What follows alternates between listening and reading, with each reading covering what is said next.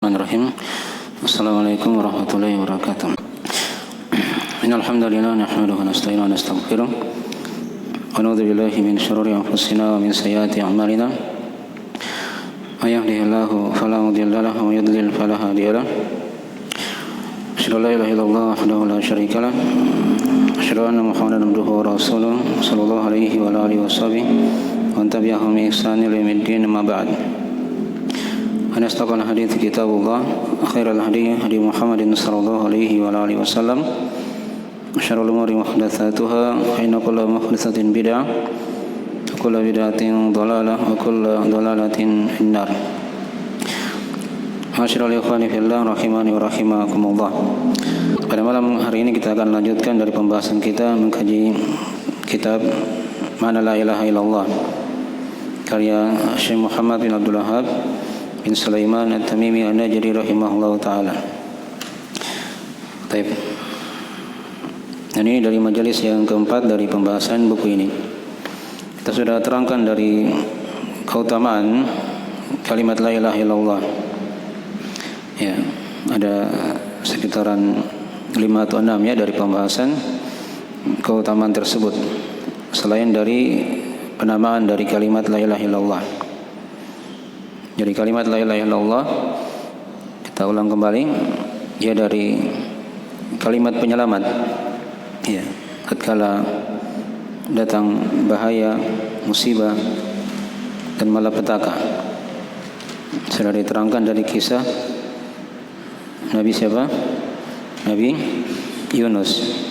Itu dihafal doanya ya. La ilaha illa anta subhanak inni kuntu minadh dhalimin. Ya, dipahami maknanya dengan baik dan kandungannya. Kemudian sudah diterangkan dari keutamaan la ilaha illallah, ya dari sebab yang merupakan penggugur dosa. Ya. Nah, karena dikatakan dalam ayat fa'alam annahu la ilaha illallah wastaghfir li dzambik. Maka ilmuilah akan la ilaha illallah dan minta ampunlah akan dosa-dosamu. Ada sebagian hadis-hadis yang menjelaskan tentang masalah itu ya. Ya, penjelasan akan keutamaan la ilaha illallah siapa yang mengucapkannya ya di akhir kehidupannya maka akan diampuni oleh Allah Subhanahu wa taala dosa-dosanya.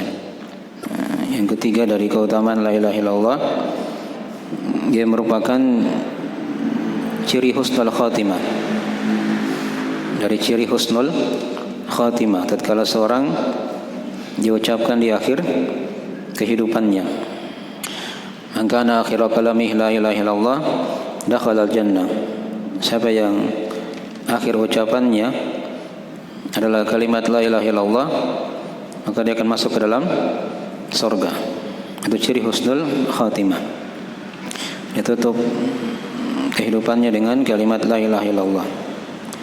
Kemudian dari keutamaan kalimat ini juga ya, dari sebab-sebab yang menyelamatkan seorang hamba di alam kubur ya, dan di hari kiamat nanti kan ya, kalau dia dari orang yang bertauhid yang benar kalimat la ilaha illallahnya akan dimudahkan menjawab pertanyaan di alam kubur ya, menjawab pertanyaan di alam kubur.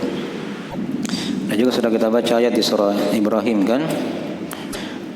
Yuthabbitullahu alladhina amanu bil qawli tsabit fil hayati dunya wa fil akhirah. Allah akan kuatkan, kokohkan orang-orang yang beriman dengan perkataan yang kokoh. Itulah kalimat la ilaha illallah. Ya, di kehidupan dunia dan di alam akhirat. Dan kubur itu dari awal persinggahan ke negeri akhirat. Bahkan dinukil dari para sahabat ya. Maksudnya ayat tadi itu turun berkaitan dengan adab kubur. Ya. Maka siapa yang kuat kalimat la ilaha illallahnya akan kokohkan dia di kehidupan dunia, ya, di alam kubur dan di alam akhirat. Ya. Kemudian juga dari keutamaan kalimat la ilaha illallah, ya dari kalimat yang sangat berat di timbangan Allah Subhanahu wa ta'ala pada hari kiamat. Ini sudah kita contohkannya tentang kisah orang yang datang itu kan membawa 99 catatan gulungan dosa. Ya. Satu gulungan kalau dibuka sejauh mata apa? Memandang. Ya. Dan dia punya 99 seperti itu. Tapi dia punya satu kebaikan tertulis dalam satu kartu kecil yang bertuliskan syahadat la ilaha illallah dan Muhammadan abduhu wa rasuluh. Nah, ketika ditimbang maka kartu itu berat dan gulungan-gulungan dosa tadi terangkat ke atas. Ini kalau benar tauhidnya ya, itu akan memberatkan timbangan. Nah, memberatkan timbangan. Nah, kemudian juga dari keutamaan la ilaha illallah sudah diterangkan, dia dari kalimat yang menyelamatkan seorang hamba dari siksaan api neraka. Wa inna Allah harrama 'alan nari man qala la ilaha illallah yabtaghi bidzalika wajh Allah. Ya. Sudah dibaca hadisnya ya. Wa inna Allah harrama 'alan nari man qala la ilaha illallah yabtaghi bidzalika wajh Allah. Sesungguhnya Allah akan haramkan atas neraka bagi siapa yang mengucapkan kalimat la ilaha illallah diharapkan dengannya wajah Allah. Jelas ya? Baik. Kemudian juga sudah diterangkan dari keutamaan la ilaha illallah. Jadi tadi ini untuk yang bertauhid ya, yang kuat tauhidnya akan diharamkan dari siksaan api neraka. Tapi ada sebagian dari kaum muslimin yang disiksa dalam neraka. Ya, tapi ketika kalimat la ilaha illallahnya betul, tidak batal dengan kesyirikan atau kekafiran, maka dia akan dikeluarkan dari neraka kan? Sudah kita baca hadis-hadis dalam masalah itu. Ya. Ya, akan keluar dari neraka siapa yang mengucapkan kalimat la ilaha illallah, ya, dalam hatinya ada sebesar ya dari biji gandum, diterangkan di lafaz yang lainnya ya al-bur, dan juga di lafaz yang lainnya dikatakan dzarrah begitu ya. Nah, dari kebaikan, dari biji yang paling kecil. Nah, kapan dia masih punya tauhid, maka dia akan keluar dari neraka. Kemudian juga dari kalimat la ilaha illallah ini, dari keutamaannya sudah diterangkan dari sebab yang memasukkan seorang hamba ke dalam surga Allah Subhanahu wa taala. Ya.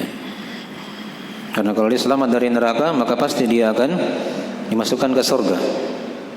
Karena di akhirat kan hanya dua tempat saja. Nah, juga ada hadis-hadis yang sudah kita baca ya tentang kisah Nabi SAW itu yang mentalkin anak muda dari kalangan Yahudi itu kan masuk Islam, dan Nabi ucapkan alhamdulillahilladzi anqadhahu minan nar. Segala puji bagi Allah yang telah menyelamatkan dia dari neraka. Nah, dan juga ada hadis-hadis yang menjelaskan tentang masalah itu. Maksudnya kalimat tauhid ini ya dari sebab yang memasukkan ke dalam surga Allah Subhanahu wa taala. Ya, saya bacakan hadisnya sebagian di sini ya. Dari hal yang sudah kita maklumi ya. Dalam hadis riwayat Al-Bukhari Muslim, nah, dari Ubadah bin Samit radhiyallahu taala anhu, di mana kata Nabi sallallahu alaihi wasallam, man syahida an la ilaha illallah wahdahu la syarikalah wa anna Muhammadan abduhu wa rasuluh wa anna Isa abdullahi wa rasuluh ya wa kalimatuhu alqaha ila Maryam wa ruhum min wal jannatu haqqun wan naru haqqun adakhalahu Allahul jannata ala ma kana minal amal. Ya. Kata Nabi sallallahu alaihi wasallam, siapa yang bersaksi akan la ilaha illallah, tidak ada syirikat baginya, dan dia bersaksi akan Muhammad adalah hamba Allah dan Rasulnya. Ini syahadat ya, yang sudah kita maklumi. Dua kalimat syahadat. Dan dia bersaksi juga bahwasanya Nabi Isa adalah hamba Allah dan Rasulnya, ya, bukan Tuhan yang disembah selain Allah. Dan kalimatnya yang Allah berikan kepada Maryam, itulah kalimat kun fayakun. Ya, terjadilah maka terjadilah. Waruhum min, dan Nabi Isa dari ruh yang ada di sisi Allah, ya, Nah, wal jannatu haqqun, dia bersaksi bahwasanya surga adalah benar, neraka adalah benar. Ya, wan naru haqqun. Maka kata Nabi, adakhalahu Allahul jannata ala ma kana minal amal. Maka Allah akan masukkan dia ke dalam surga. Ya. Betapapun amalan yang dia amalkan. Ya. Dipahami ya? Ini dari sebagian hadis-hadis ya yang menjelaskan akan keutamaan kalimat la ilaha illallah. Dan nanti kita akan baca lagi di pembahasan berikutnya ya, dari keutamaan yang lain, sekaligus beliau akan terangkan dari konsekuensi kalimat tauhid ini. Ya. Kemudian keutamaan yang lain lagi dari keutamaan la ilaha illallah bisa ditambah juga ya. Dia ini adalah derajat keimanan yang paling tinggi. Derajat keimanan yang paling tinggi. Itu diterangkan dalam hadis riwayat Al-Bukhari Muslim dari Abu Hurairah. Ya. Di mana kata Nabi sallallahu alaihi wasallam, al-imanu bid'un wa sab'una syu'bah. Fa'alaha qala la ilaha illallah. Wa danaha imatul adani tariq wal haya'u syu'batun minal iman. Ya. Kata Nabi, iman itu ada 73 sampai 79 apa? Cabang. Yang paling tingginya apa kata Nabi? Kalimat la ilaha illallah. Yang paling rendahnya dia singkirkan gangguan dari jalan, dan rasa malu bagian dari keimanan. Itu yang paling tingginya kalimat tauhid ini. Kalimat la ilaha illallah. Ya. Itu dari keutamaan juga ya ditambah. Kemudian juga dari keutamaan kalimat tauhid juga ini diterangkan dalam hadis riwayat Imam At-Tirmidzi rahimahullahu taala. Ya. Dia merupakan afdhalul dzikir. Ya, zikir yang paling afdal. Ya, zikir yang paling utama. Ya. Karena kata Nabi sallallahu alaihi wasallam, afdhalul dzikir la ilaha illallah. Ya, zikir yang paling utama itu atau seutama-utama zikir adalah kalimat la ilaha illallah. Ya. Itu kita lihat ya dalam Al-Qur'an, dalam hadis-hadis. Kalau lewat ayat-ayat yang di situ ada kalimat la ilaha illallah, maka dia merupakan zikir yang paling utama. Sekarang saya tanya, ayat apa yang paling agung dalam Al-Qur'an? Hah? Ayat. Kalau surah yang paling agung surah apa? Al-Fatihah. Kalau ayat yang paling agung ayat kursi. Apa awalnya ayat kursi? Ya, tauhid di situ kan. Allahu la ilaha illa huwa. Ya, Al-Hayyul Qayyum. Jadi zikir-zikir yang padanya ada kalimat la ilaha illallah itu akan senantiasa menjadi zikir-zikir yang tinggi. Ya, di kalimat azan yang merupakan syiar Islam itu ada kalimat la ilaha illallah. Ya, asyhadu an la ilaha illallah. Dan dia banyak dibaca. Ya, di zikir-zikir keseharian kita kan, dalam salat, ya, di tahiyat, dan di zikir-zikir setelah salat pagi dan petang. Itu banyak sekali dari kalimat ini. Dari kalimat la ilaha illallah. Diterangkan oleh Nabi sallallahu alaihi wasallam, ya, banyak dari keutamaan-keutamaan zikir-zikir tersebut. Ini dari sebagian dari keutamaan kalimat la ilaha illallah. Ya. Kalau dipadukan dengan nama-nama yang sudah diterangkan itu ya, yang ada 10 ya atau 11 dari nama-nama itu semakin komplit ya. Semakin menambah dari keutamaan kalimat tersebut. Ya, dipahami ya? Baik. Jadi dari ringkasan pembahasan keutamaan ya dari kalimat la ilaha illallah. Baik. Jadi kita sudah selesaikan ya di pembahasan di diktat itu ya. Ya, di diktat yang ditulis oleh Ustaz Dzulqarnain radhiyallahu taala ada 7 pembahasan, itu sudah kita selesaikan. Baik, sekarang kita masuk di pembahasan yang berikutnya ya. Nah, tentang masalah konsekuensi ya dan syarat-syarat dari kalimat la ilaha illallah ini. Ya. Ini diterangkan di halaman 28 ya. dari diktat panduan kita. Dan juga ada diktat yang sudah susun juga itu, tapi dia hanya bentuk ringkasan ya dari poin-poin pembahasan. Bisa dilihat di PDF ya, sudah kita kirim. Itu ada di halaman yang keempat.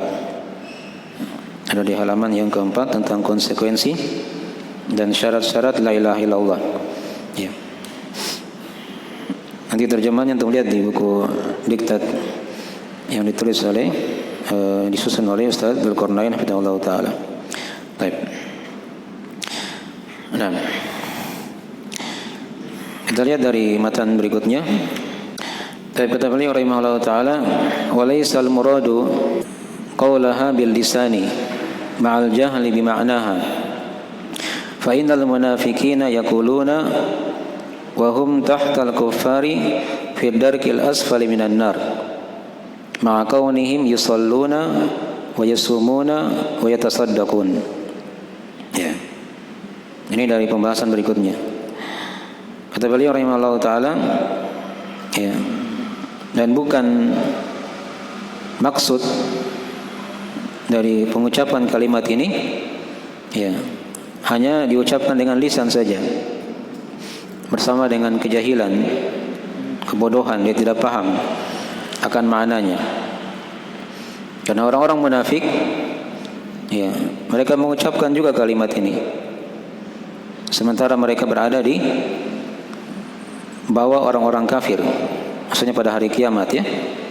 Ya, di derajat atau di darakat neraka yang paling bawah. Fi darkil asfali minan nar. Ya, bersamaan dengan keadaan mereka itu mereka salat. Ya, mereka berpuasa, mereka juga bersedekah.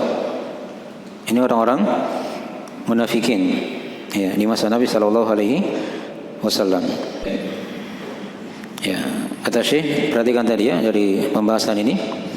Kata beliau, walaysal muradu qaulaha bil lisan ma'al jahli bi ma'naha.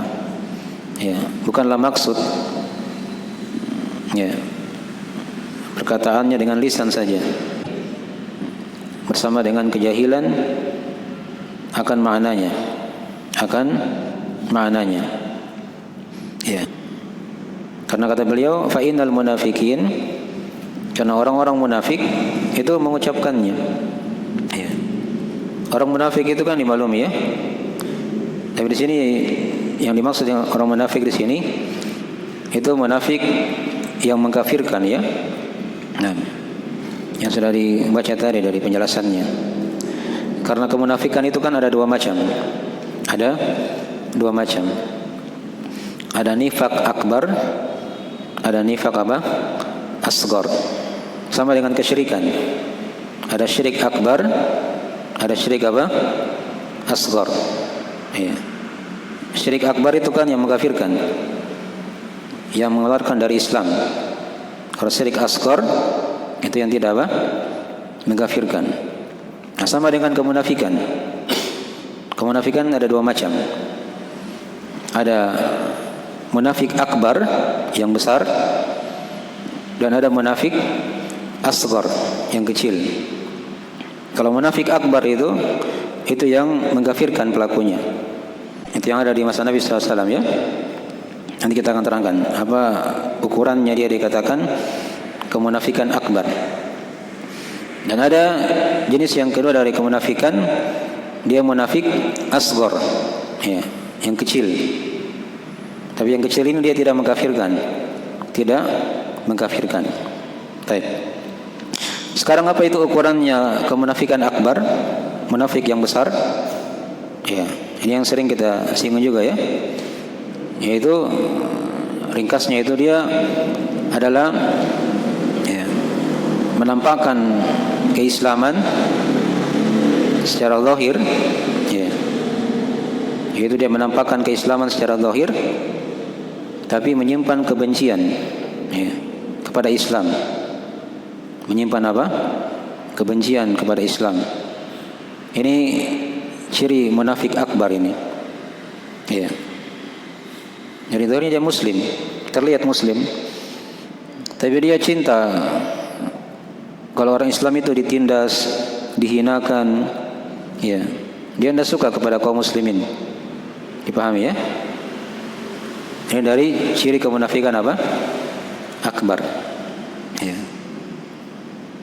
Kalau bahasa lainnya dikatakan zindik. Ya, dibahasakan apa? Zindik. Kalau di masa sekarang itu mereka ini dari kaum liberal. Ya. Orang-orang apa? Liberal. Ya, muslim tampaknya dari luar, tapi itu bukan muslim. Ya, hanya casing saja, hanya penampilan, tapi hatinya itu menyimpan apa? Kebencian kepada kaum muslimin. Ini yang mengkafirkan. Ini yang apa? Mengkafirkan. Ya, itu yang diterangkan dalam Al-Quran Al-Karim. Innal munafiqina fi darkil asfali minan nar. Ya, sungguh orang munafik itu berada di kerak neraka yang paling bawah. Walan tajida lahum nasira. Dan engkau tidak akan dapatkan untuk mereka itu penolong. Itu di surah An-Nisa ya. Di surah An-Nisa 145 ya. Nah. Baik. Ini kemunafikan akbar ini. Mereka dibawa orang kafir. Dan neraka itu semakin ke bawah, itu semakin apa? Semakin berat siksaannya. Ya, beda dengan surga ya. Kalau surga kan semakin ke atas itu semakin apa? Semakin mulia. Baik. Nah. Jadi ini dari kemunafikan jenis yang pertama. Ya, munafik akbar namanya. Tadi sudah diterangkan ukurannya bagaimana ya. Nah. Dan ciri-cirinya dalam Al-Quran itu banyak ya, dalam Al-Quran diterangkan. Ya, bahkan Allah turunkan satu surah khusus. Ya, surah apa? Al-Munafikun. Ya, dikisahkan di situ sifat-sifat mereka. Ada nifak yang kedua, kemunafikan asghar. Ya. Nifak yang kecil. Ini yang tidak mengkafirkan. Ini yang tidak mengkafirkan. Kadang di sebagian ulama membahasakan dengan nama nifak amali. Ya, nifak amalan, gitu ya. Kalau tadi nifak akbar itu mereka bahasakan dengan bahasa nifak keyakinan. Ya, nifak keyakinan. Jadi itu pembagian yang lain, tapi itu sama. Hakikatnya sama saja. Jadi ada ulama yang membagi munafik itu kan ada dua macam tadi ya. Ada munafik besar, ada munafik apa? Kecil. Ada juga ulama yang lain dia bagi munafik itu ada dua macam. Ada munafik keyakinan, i'tiqad, ada munafik amalan. Ya, hakikatnya sama, definisinya sama. Kalau munafik i'tiqad tadi itu yang sudah diterangkan. Dia apa? Menampakkan keislaman tapi menyimpan apa? Kekafiran, kebencian kepada kaum muslimin. Ya. Kalau kemunafikan amalan atau munafik asghar tadi itu, nah itu yang kita bahas sekarang. Dia ini muslim. Saya berikan contoh seperti hadis dalam riwayat Al-Bukhari Muslim dari Abu Hurairah. Ya. Di situ kata Nabi sallallahu alaihi wasallam, ayatul munafik salasa. Cirinya orang munafik itu ada 3 kata Nabi. Ya. Nah, sekarang saya tanya, ini munafik apa ini? Akbar atau asghar? Keyakinan atau amalan? Nah, ini yang asghar tadi itu maksudnya. Ya, Nabi terangkan di situ. Ayat munafik itu ada 3, cirinya ada 3, tandanya ada 3. Idza haddatsa kadzaba, wa idza wa'ada akhlafa, wa idza tumina khana. Ya. Jika dia bicara dusta, ya, jika dia berjanji menyelisihi, jika dia dipercaya dia khianat. Ya. Ini orang munafik. Tapi ini ciri kemunafikan apa? Asghar. Bukan kemunafikan akbar ya. Ini tidak mengkafirkan. Tapi dikhawatirkan ketika dia terus menerus di situ bisa masuk dia nanti kemunafikan apa? Akbar nanti. Sama dengan syirik asghar. Dia terus menerus di situ nanti akan bisa terseret dia di syirik akbar. Karena setan itu pintar ya. Ya. Banyak jerat-jeratnya. Kalau tidak bisa dia masukkan di hal yang paling besar, dia masukkan dulu di hal-hal yang kecil-kecil. Gitu ya. Itu dari trik-trik syaitan yang harusnya kita waspadai. Ya. Baik. Ada ciri-ciri mereka yang lain lagi. Jika mereka berdebat, dia curang, ya, banyak ya ciri-cirinya diterangkan dalam hadis. Jelas ini dua kemunafikan. Tapi yang diinginkan di sini Syekh, yang kita bahas sekarang dari perkataan Syekh, ini kemunafikan apa ini? Akbar atau asgar? Hah? Yang Syekh katakan tadi di bawah kerak neraka yang paling bawah. Hah? Apa ini? Akbar pasti ya? Ya. Sudah bisa dibedakan kan? Nah, karena kata Syekh, fa innal munafiqina yaqulunaha, ya, wa hum tahtal kuffari fi darkil asfali minan nar. Karena orang-orang munafik ini mengucapkan kalimat la ilaha illallah, tapi mereka berada di bawah orang-orang kafir, di kerak neraka yang paling bawah. Tadi sudah kita bacakan ayatnya kan? Nah, ma kaunihim yusalluna wa yasumuna wa yatasaddaqun. Ya, bersama dengan keadaan mereka itu mereka salat. Ya. Mereka berpuasa. Mereka juga bersedekah. Ya. Nah, sekarang kalau dibilang mereka salat, mereka puasa, mereka bersedekah. Ini kira-kira di fase apa ini? Di fase Mekah atau di fase Madinah? Mereka muncul ini orang-orang munafik? Hah? Ya, di fase Madinah pasti ya. Di Mekah itu belum ada puasa, kan begitu. Karena kewajiban salat 5 waktu juga itu kan turun nanti 3 tahun sebelum hijrah ke Madinah. Puasa itu diwajibkan di tahun kedua Hijriyah. Nabi sudah hijrah ke Madinah. Nah, berarti ini pasti di fase apa? Madinah. Itulah orang-orang munafik itu dia muncul nanti di Madinah, bukan di Mekah. Bukan di mana? Di Mekah. Di Mekah itu hanya 2 kelompok saja. Kalau bukan Muslim, apa? Kafir. Jelas itu di Mekah. Terbedakan. Yang ikut sama Nabi itu pasti Muslim. Yang tidak ikut pasti apa? Pasti kafir. Ya. Nah, kalau di Madinah sudah terbagi 3 di situ. Ya, terbagi 3. Ya, ada Muslim, ada kafir. Nah, ini yang ketiga ini, orang-orang munafik. Yang zahirnya Muslim, tapi mereka ini bukan Muslim. Ya. Mereka ucapkan kalimat tauhid, la ilaha illallah. Mereka salat, mereka puasa juga. Mereka bayar zakat, bersedekah, berinfak.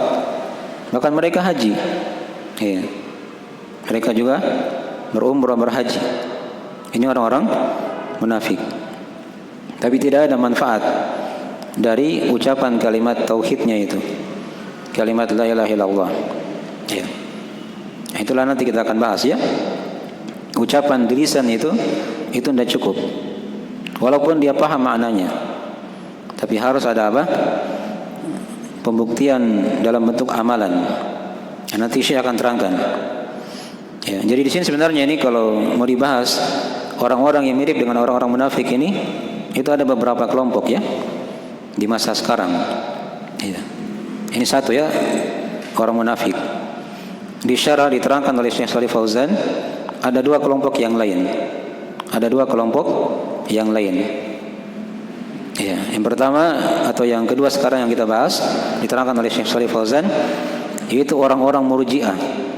Ini istilah ya, dipaham saja. Ya. Bagaimana keyakinan orang-orang Murji'ah itu? Ya. Baik. Orang Murji'ah itu mereka itu ya mengatakan kalimat tauhid ini, kalimat la ilaha illallah cukup diyakini saja dan cukup diucapkan dengan lisan. Ya, adapun amalan itu dia bukan hal yang mempengaruhinya. Ya. Jadi ketika sudah diucapkan dengan lisan, diyakini dalam hati, sudah. Amalan itu tidak penting. Itu orang-orang apa? Murji'ah. Hati-hati ya. Ini mirip-mirip ini. Iya. Mirip-mirip. Iya. Jadi mereka pakai juga hadis-hadis dalam masalah ini. Nanti kita akan baca ya. Ya. Mereka pakai hadis misalnya man qala la ilaha illallah. Ya. Atau di hadis yang sudah kita baca ya. Misalnya apa? Man kana akhiru kalamihi la ilaha illallah dakhala al-jannah. Siapa yang akhir ucapannya adalah kalimat la ilaha illallah dari kehidupannya, maka dia masuk apa? Surga. Ya sudah cukup dia ucapkan kalimat tauhid la ilaha illallah, masuk surga. Dipahami ya? Ini orang-orang Murji'ah. Ya. Ya. Cara membantahnya kita katakan bahwasanya ucapan itu betul memang dari hadis Nabi SAW kan, tapi kalimat ini dia punya konsekuensi. Ya, ada keharusannya. Harus digabungkan hadis-hadis dalam masalah ini. Ya, ada hadis-hadis yang lain. Ya, di situ disyaratkan ada keikhlasan. Nanti kita akan baca ya dari uraian Syekh. Ya, dia harus jujur dalam ucapan dan perbuatannya. Dia harus ilmui akan kalimat itu. Dipahami ya? Baik. Ini hati-hati ya. Ini ada di tengah-tengah kaum muslimin. Ya, pemahaman Murji'ah ini. Ya.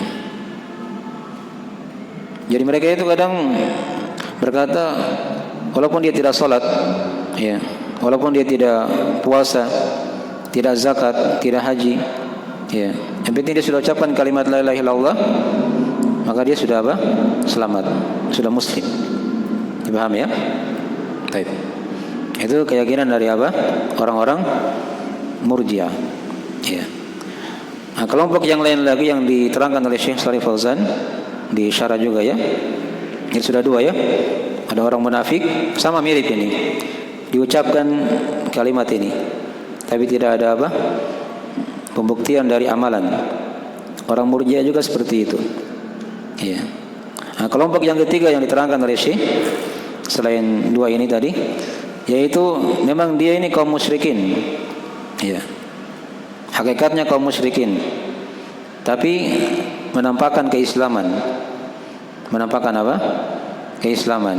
Itu yang sudah kita singgung juga itu kemarin di kitab yang pertama ya, di kitab Al-Qawaidul Arba'ah. Jadi mereka ini ucapkan kalimat la ilaha illallah, tapi kerjaannya pergi minta-minta di kuburan, gitu kan? Ya, minta-minta sama apa orang-orang mati, cari berkah di batu-batu misalnya atau di pepohonan. Diucapkan juga kalimat la ilaha illallah, tapi tidak ada manfaat dari apa? Ucapannya. Itu kan kaum musyrikin. Itu kan kaum musyrikin. Iya.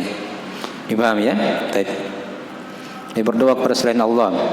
Ya, kepada para nabi atau kepada para malaikat, kepada jin-jin, minta pertolongan kepada jin dan seterusnya. Iya. Ini dari apa? Dari kaum musyrikin. Walaupun dia ucapkan kalimat la ilaha illallah, tidak ada manfaat dari ucapannya itu. Tidak ada manfaat dari apa? Dari ucapannya. Ya, jadi di sini kalau ingin lengkapnya ada 3 kelompok di sini ya. Ada 3 golongan.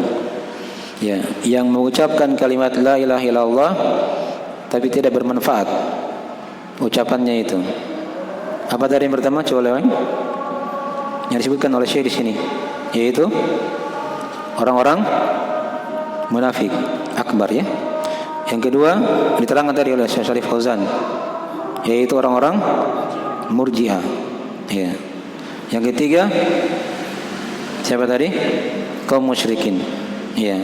Jadi 3 kelompok ini semuanya mengucapkan kalimat la ilaha illallah, tapi tidak bermanfaat dari ucapannya itu. Dipahami ya? Baik. Tapi ini dulu saya kira ya. Kita baca baru separuh ya dari pembahasan dari Syekh. Nanti kita sambung lagi berikutnya insyaallah taala di pertemuan yang akan datang. Ya, jika ada kekurangan mohon dimaafkan. Kita akhiri majelisnya. Subhanallah walhamdulillah. Asyhadu an la ilaha illa anta astaghfiruka wa atubu ilaik. Assalamualaikum warahmatullahi wabarakatuh.